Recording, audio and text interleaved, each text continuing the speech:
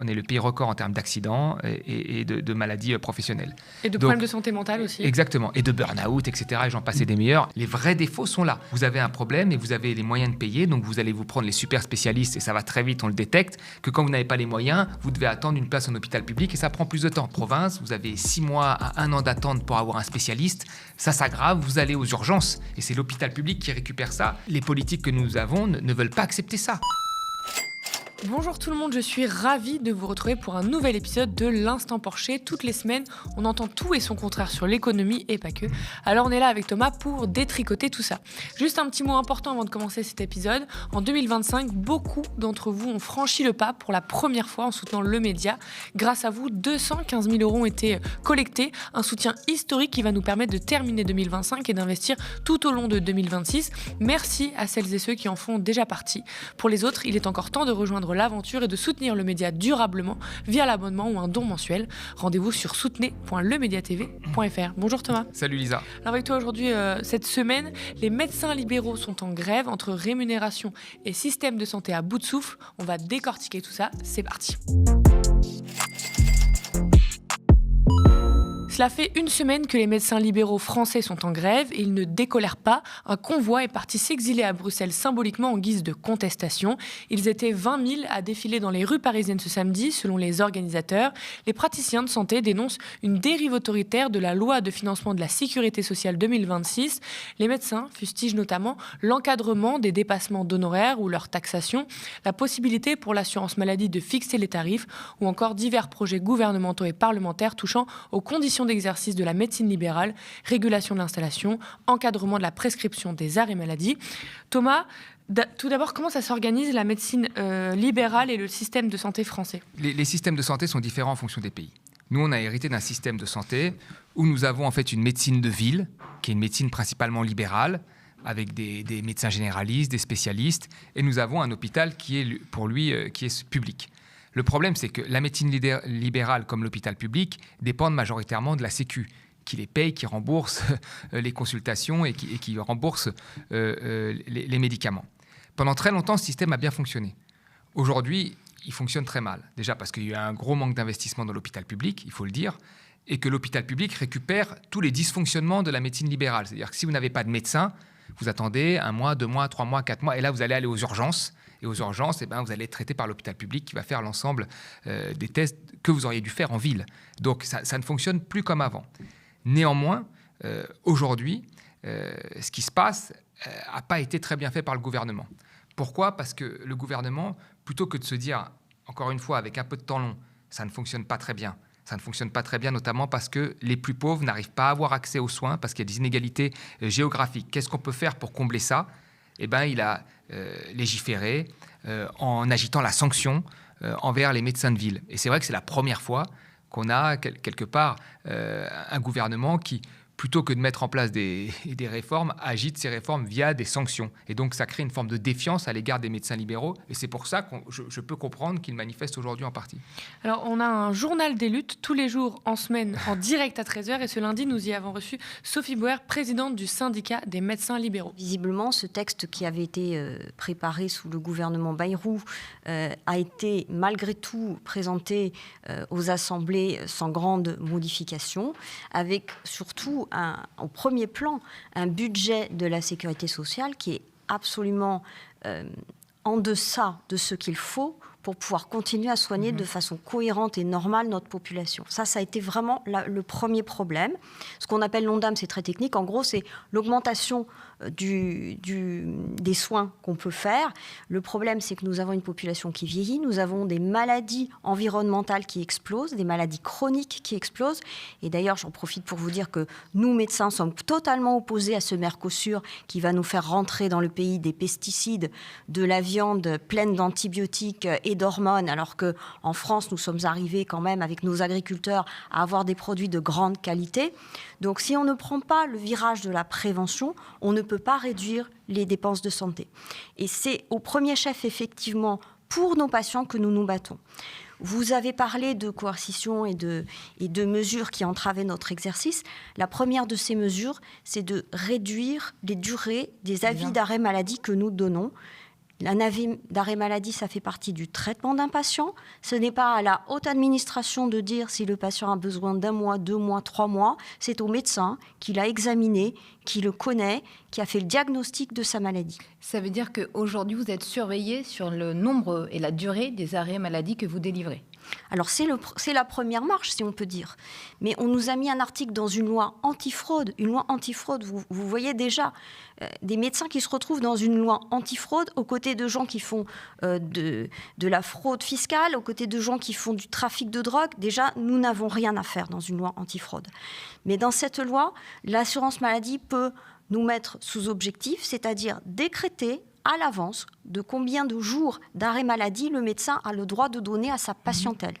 Avant même qu'il ait pu voir des patients, qu'il sache qui va venir le consulter, c'est l'assurance maladie qui déciderait du volume d'arrêt de travail qu'un médecin aurait le droit de donner. Il y aura un genre de quota, finalement. Exactement, c'est une médecine de quota. C'est quoi les mesures qui coincent là pour les médecins libéraux dans le PLFSS 2026 du coup ? Alors, la première, c'était le durcissement des règles encadrant les arrêts maladie. Les médecins ne peuvent donner qu'un arrêt maladie d'1 mois. Ce qui, pour le coup, est assez stupide parce que c'est au médecin à évaluer avec le patient quelle est la durée d'un arrêt maladie. Là, quand on met ça, on dit qu'il y a une forme de défiance, comme si les médecins faisaient des arrêts maladie de complaisance constamment envers les patients qui venaient les voir. Ça, c'est la première. n'existe pas, les arrêts maladie de complaisance. Voilà, ou très peu. Enfin, une étude avait été, c'est bien que tu me dis ça, une étude avait été mise en place par un syndicat de médecins de manière parfaitement anonyme pour voir qui faisait ce qu'il appelait des arrêts maladie de complaisance. En fait, il y a 8% seulement des médecins, donc 8%, 92% les font parce qu'ils estiment qu'il y a un vrai problème, 8% l'ont fait, et sur les 8%, 80% l'ont fait sous la menace du patient qui leur demandait très clairement « donne-moi ça ». Tu vois. Et donc, ils ont dit « bon, allez, on lâche prise, on ne va pas faire d'histoire ». Mais il n'y en a que 8% seulement qui ont dit qu'ils pensaient le faire qui faisaient un arrêt maladie de complaisance. 92% de manière anonyme ont dit que non, ils le faisaient parce qu'ils estimaient qu'il y avait un vrai problème. Donc, dans la majorité des cas, les gens le font réellement parce qu'il y a un problème. Il y a ensuite la menace sur la liberté d'installation. Alors, on peut en discuter aussi, mais cette menace-là, alors c'est un principe de base parce que c'est de la médecine libérale, etc., mais il n'y a pas que ça. Il y a eu aussi des mesures qui ont été prises, par exemple le numerus clausus, qui ont été prises à un moment par des gouvernements de droite qui ont asséché le nombre de médecins et notamment de spécialistes. Donc ça peut faire l'objet de débats. Et puis après, il y a la possibilité de modification des tarifs de remboursement, ce qui n'est pas un problème, ça, mais qui se fait de manière unilatérale, sans dialogue avec les praticiens. Et ça aussi, c'est une première. Parce que normalement, quand on change une tarification d'un acte, il faut faire une évaluation et discuter avec les principaux concernés. Cette lutte, elle questionne beaucoup quand même. Oui. D'un côté, on a une profession quand même supérieure, extrêmement bien rémunérée, il faut le rappeler, libérale, qui mène une fronde non pas pour le système de santé, qu'on le sait qui est en danger, mais pour protéger un peu leur outil libéral. Un chirurgien de clinique privée, par exemple, expliquait à France Info que les patients n'étaient pas contre les honoraires, mais qu'il fallait être mieux couverts. Donc, est-ce que c'est aux mutuelles et donc aux contribuables de payer tout cela ? C'est une question. Il y a Philippe Batifoulier, qui est économiste et spécialisé dans la santé et la sécurité sociale, qui était venu débattre il y a 3 ans maintenant sur notre plateau avec Sophie Bauer, présidente du syndicat des médecins libéraux, et il pointait du doigt une grève bourgeoise et il avançait que les médecins devaient devenir par exemple fonctionnaires comme les autres professions du service public. Qu'est-ce que tu penses toi de ce débat qui dit que c'est une grève de droite en gros ? Oui, il y a des vraies questions là-dessus, c'est-à-dire qu'il y a des changements qui ont lieu déjà. Il faut le dire, c'est que les jeunes médecins veulent être de moins en moins en profession libérale. Ils veulent être des salariés dans des maisons de soins, c'est-à-dire ils veulent plutôt travailler dans du collectif parce que la profession libérale, on est seul. Il y a aussi beaucoup de paperasserie qui leur prennent un certain nombre de temps, c'est ce qu'ils disent. Et ils préfèrent aujourd'hui être salariés et collectiviser une partie des moyens et des besoins d'un cabinet. Et ça, je veux dire, aujourd'hui, ça monte parfois dans certaines études à 70% des jeunes médecins qui préfèrent être en salarié. Donc on voit bien que les choses déjà sont en train de changer, et évoluent. Effectivement, les médecins gagnent bien. Alors, pas tous les médecins généralistes, mais ils gagnent bien. C'est vrai que tous gagnent bien. Je crois qu'un médecin généraliste, on est autour de 7 000 €. Et puis après, ça peut monter très haut quand on est un radiologue. On est d'accord là-dessus. Bon, il ne faut quand même pas oublier que c'est des gens qui ont fait quand même 8 à 10 ans d'études. Ne l'oublions jamais, des études parfaitement financées par le système public, par l'université. Moi, je trouve que c'est une bonne chose, mais c'est vrai que ce n'est pas des écoles privées. Ils n'ont pas payé leurs études, c'est des études. Mais ils ont fait quand même beaucoup d'études. Ils commencent à travailler souvent après la trentaine. C'est bien payé, oui. mais ce n'est pas aussi bien payé que d'autres métiers qui ne rapportent rien du tout, comme par exemple des métiers de trader, où on se demande vraiment quel est l'impact en termes d'utilité, ou des métiers d'influenceurs, des choses comme ça, où on gagne des millions en faisant des choses où on ne comprend pas, ou même d'acteurs, ou même de footballeurs, allons plus loin. Là, c'est du soin. C'est du soin et c'est utile. Donc, cette question-là, oui. Après, sur la tarification des actes, je suis d'accord avec toi. Il y a probablement des abus. Il y a probablement des gens qui font des actes, on le voit bien dans certains centres de soins de santé où on fait des radios, des choses comme ça sur les dents, alors que est-ce que c'est justifié, on ne sait pas. Et ensuite, c'est la Sécu qui rembourse. Donc il y a des actes qui sont en trop, il y a probablement des tarifications d'actes qui sont trop chères. Mais là, pareil, c'est à l'assurance maladie de refaire une validation de l'ensemble du prix des actes, du coût de la tarification des actes. Or, ça n'a pas été fait depuis des années. Donc c'est ça en fait. Si vous dites maintenant, tous les 5 ans, on revoit quasiment tous les actes, par exemple, quel est le coût d'amortissement d'une machine pour faire un scanner et combien devrait être l'acte pour permettre un bénéfice à la personne qui le fait, mais aussi que ce ne soit pas exorbitant. On pourrait le dire, voilà, maintenant ce sera tous les 5 ans, réévaluation des actes. Mais là, c'est une façon de réévaluer les actes sans dialogue social, de manière unilatérale. Ce qui donne l'impression, en fait, tout de suite que le médecin d'entrée de jeu est vu comme un voyou ou un profiteur. Et je pense que cette situation est un peu plus compliquée que ça et qu'on parle quand même de gens qui font du soin. Alors, il y a probablement des abus, je ne dis pas ça. Mais voilà, c'est la première fois qu'il y a une telle défiance, en tous les cas, concernant nos médecins. Est-ce qu'on peut comprendre que parfois, ça puisse indigner de voir une profession, donc on l'a dit privilégiée, même tu l'as expliqué, les années d'études, etc., se battre davantage pour leur rémunération que pour le système de santé en lui-même, qui, tu l'as dit, montre plein d'imperfections, et où les soignants multiplient les alertes, les infirmières, les aides-soignantes multiplient les alertes sur le système de santé en danger, et on va crever, et on voit les médecins se lever à chaque fois que quand ça concerne leur profession à eux, quoi. C'est très corpo. C'est très corpo, on le voit dans beaucoup de professions, quand les pilotes de ligne se révoltent et qu'ils ne se révoltent pas quand il s'agit du reste du personnel d'Air France. On l'a vu à plusieurs reprises et ça, c'est très condamnable, nous sommes d'accord avec nous. Et là, on est vraiment sur, on va dire, la partie de la médecine qui en profite le mieux. Et nous sommes d'accord avec ça. On n'est pas sur des aides-soignantes de l'hôpital public ou même des médecins urgentistes qui font tenir l'hôpital public et qui bossent dans des horaires de dingue et qui peut-être gagnent moins que d'autres. Mais nous avons hérité d'un système mixte. On le dit souvent, avec vraiment cette profession libérale qui est en train de disparaître, avec un renouvellement de gens qui veulent être plus salariés, mais quand même du privé, et un hôpital public. Aujourd'hui, c'est de voir comment les deux peuvent s'accommoder pour pas que l'hôpital public soit toujours le réceptacle de ce qui va mal dans les cabinets libéraux. C'est-à-dire, vous êtes, comme je vous l'ai dit, vous êtes en province, vous avez 6 mois à 1 an d'attente pour avoir un spécialiste, ça s'aggrave, vous allez aux urgences, et c'est l'hôpital public qui récupère ça et qui fait le reste. Ça, c'est pas possible. Ou c'est pas possible que vous avez un problème et vous avez les moyens de payer, donc vous allez vous prendre les super spécialistes, et ça va très vite, on le détecte, que quand vous n'avez pas les moyens, vous devez attendre une place en hôpital public, et ça prend plus de temps. Ça n'est pas possible. Les gros défauts sont là. Les vrais défauts sont là. Et aujourd'hui, le principal problème, c'est de savoir comment on comble ces défauts-là. Mais quand on veut combler ces défauts-là, on ne devra pas passer à côté du fait qu'il va falloir mettre des moyens. Et le vrai problème de base au départ, c'est toujours la même chose, tu l'as dit, c'est que les dépenses de santé augmentent, elles ont augmenté fortement depuis 2019, et que les politiques que nous avons ne veulent pas accepter ça. Ils partent du principe que ça a augmenté, mais que le vrai problème, c'est les médecins qui vont surfacturer, probablement, mais dans ce cas-là, il faut vérifier. Et de l'autre côté, des patients qui seraient des malades imaginaires. Oui, on ne s'attaque jamais aux vraies causes de pourquoi il y a ces conséquences-là, parce qu'on fustige sans cesse les dépenses de santé, ça coûte trop cher, coût de la Sécu, trou de la Sécu, etc., on en parle tout le temps. Bon, ça aussi, on peut rappeler les divers travaux qui montrent qu'il n'y a pas vraiment de vrai trou de la Sécu, mais qu'on rembourse une dette. Enfin bref, je vous invite à aller voir ça sur le média, parce qu'on en a beaucoup parlé. Comment ça va évoluer les dépenses de santé, là, du coup, tu le disais un petit peu. Mais elles vont être amenées à augmenter parce que la population vieillit, parce que les traitements sur des maladies chroniques ou des maladies graves sont de plus en plus chers, et c'est une bonne chose qu'on ait accès à ces traitements chers, donc ça va augmenter. Ça va augmenter. La vraie question, c'est maintenant si ça augmente, comment on fait ? En fait, quand on regarde depuis toujours, pourquoi on parle soi-disant de faux trous de la Sécu ? Mais je crois que depuis que la Sécu a été créée, on nous a parlé d'un trou. En fait, c'est parce que tout simplement, les dépenses ont augmenté, mais que les recettes ont augmenté moins vite. C'est toujours la même chose. On ne touche pas aux recettes. Et pourquoi elles ont augmenté moins vite ? Parce qu'il y a eu des baisses de cotisations sociales, parce qu'il y a eu des heures supplémentaires défiscalisées, tout le bazar, etc. Et donc là, plutôt que de se dire, il va falloir trouver des recettes, parce que de toute façon, les dépenses vont augmenter, et pour endiguer la hausse des dépenses, on s'attaque aux médecins qui exagéraient. Et probablement, il y a des abus, on ne l'a pas dit, il y a du corporatisme, tu as raison de le dire. Et on s'attaque aux malades qui seraient des malades imaginaires, ou aux transports sanitaires, les taxis qui seraient des gens qui joueraient avec la Sécu pour s'enrichir. Ok, très bien, il y a peut-être des abus, mais le constat est là, c'est que les dépenses vont augmenter et qu'il y a des fortes inégalités. Il y a des endroits où il n'y a pas de médecins. Voilà, il y a des gens qui ne peuvent pas avoir accès à des médecins parce que probablement ça a coûté trop cher. Donc la vraie réponse, c'est comment on fait pour que les plus pauvres puissent avoir des parcours de soins aussi efficaces que quand on a, ou au moins limiter les inégalités quand on a de l'argent, et faire en sorte que dans certains endroits où l'on vit, on ait accès à un médecin.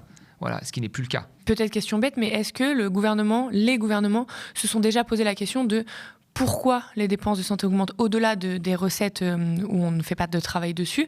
Ça questionne quand on dirige un pays et qu'on se dit les gens sont plus malades, non? Ouais, bien sûr. Surtout c'est un peu le nerf de la guerre. Les arrêts maladie qui ont augmenté. C'est pour moi typiquement... aujourd'hui, c'est le symptôme que le travail ne fonctionne pas bien. Tu vois, on est un pays record en termes d'accidents et de maladies professionnelles. Tu l'as très bien dit. Donc regarde, on est le pays record en termes d'accidents et de maladies professionnelles. Et de problèmes de santé mentale aussi. Exactement. Et de burn-out, etc. Et j'en passais des meilleurs. Et je pense que le cadre qui a été mis en place par Macron avec les lois travail qui permettent de donner un rapport de force supplémentaire au patronat face au salariat dès qu'il y a un petit problème, fait que voilà, ça crée des burn-out, des conditions de travail complètement dégradées. Et donc, ça a augmenté. Et là, on dit aux gens « Ah, mais vous n'êtes pas un peu des malades imaginaires ». C'est ça la réponse qu'on leur donne. Alors que ce n'est pas du tout acceptable. Et après, on donne une autre réponse. On dit maintenant, quand quelqu'un vient te voir, je ne sais pas moi, une caissière qui aura un tendon abîmé, on va lui dire « Non, tu ne peux pas lui donner plus d'1 mois d'arrêt de travail ». Alors qu'un tendon ne va pas se réveiller. Enfin, une puéricultrice qui aura soulevé des enfants et qui aura un problème qui ne pourra plus soulever les enfants, en 1 mois, son bras ne sera pas réparé. Donc avant, il lui donnait 3 mois. 3 mois d'arrêt de travail. Maintenant, c'est 1 mois maximum. C'est quand même pas possible. Et je vais te raconter une histoire. C'est qu'avant, il y avait des médecins de soins qui suivaient les arrêts maladie à la sécurité sociale, qui étaient payés par la sécurité sociale.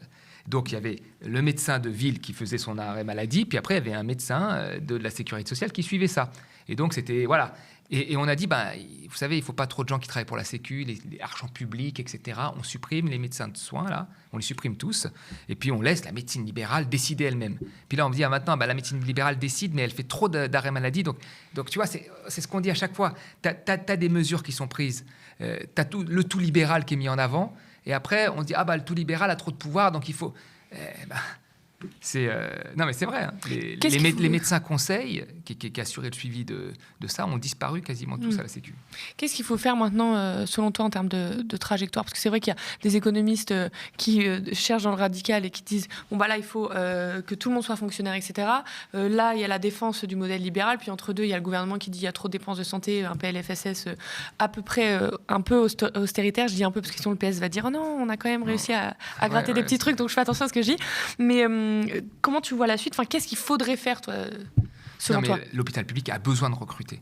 Donc on a besoin de recruter des médecins aujourd'hui qui sont des fonctionnaires hospitaliers et c'est une bonne chose. Et ça soulagerait une grosse partie du travail des médecins parce qu'ils travaillent comme des brutes parce qu'il y a un manque d'effectifs. Donc oui, il va falloir recruter et investir dans l'hôpital public. C'est l'inverse qui a été fait les dernières années. L'inverse qui a été fait. Même pour 2026. Voilà. La médecine libérale, pour beaucoup de gens, il y a un changement. Les gens préfèrent travailler dans des maisons de soins, être salariés, être dans des équipes. Et c'est une bonne chose. La génération change. Voilà, ça va évoluer dans ce sens-là. Et je pense qu'il faut encourager ça également. Maintenant, pourquoi il y a des déserts médicaux? Il y a des déserts médicaux parce qu'il y a des choix politiques qui ont été faits. C'est la droite qui a mis le numéro clausus. Et le numéro clausus, c'est que vous aviez en fait... Tu sais, la démographie, c'est très simple. C'est-à-dire que la population augmente. Sur le long terme, on voit que ça augmente. On se dit, si l'âge... la durée, si on meurt de plus en plus tard et que la population augmente, c'est sûr qu'on aura besoin de plus de médecins. Et on l'a vu pendant une décennie, ça. Et vous savez ce qu'on a fait pendant cette décennie-là? On a diminué le nombre de formations de médecins. C'est complètement idiot. Ce qui fait qu'aujourd'hui, y compris à Paris, vous mettez 1 an pour avoir un dermatologue et dans des endroits, vous avez des temps, vous n'en avez pas, tout simplement, vous devez aller sur Paris vous soigner. Donc là, la première mesure, c'est de lever ce truc. C'est fini, quoi. C'est fini. Et c'est la droite qui a mis ça, parce que, vous savez, elle a dit, en baissant finalement l'offre de soins, il y aura moins de demandes et donc il y aura des économies. Et c'est vrai que là-dessus, tu as raison, les médecins libéraux étaient contents parce qu'ils avaient plus de patients et patientèle, ils étaient très contents. Mais aujourd'hui, le résultat...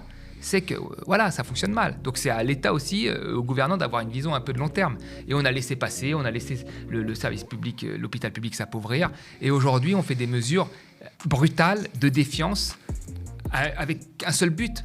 Pas le but que les plus pauvres puissent avoir un parcours de soins bien, pas le but que le parcours de soins soit mieux en général et qu'il y ait une meilleure articulation entre le libéral et l'hôpital public, juste pour faire des économies. Et merci à vous, chez vous, d'avoir suivi cet épisode de l'Instant Porcher. J'attire une dernière fois votre attention avant de se quitter. En 2025, beaucoup d'entre vous ont franchi le pas pour la première fois en soutenant le média. Et grâce à vous, plus de 215 000 € ont été collectés, un soutien historique qui va nous permettre de terminer 2025 et investir tout au long de 2026. Merci à celles et ceux qui en font déjà partie. Pour les autres, il est encore temps de rejoindre l'aventure et de soutenir le média durablement via l'abonnement ou un don mensuel. Rendez-vous sur soutenez.lemediatv.fr. Spectateurs, abonnés, donatrices et sociaux, je vous dis à la semaine prochaine.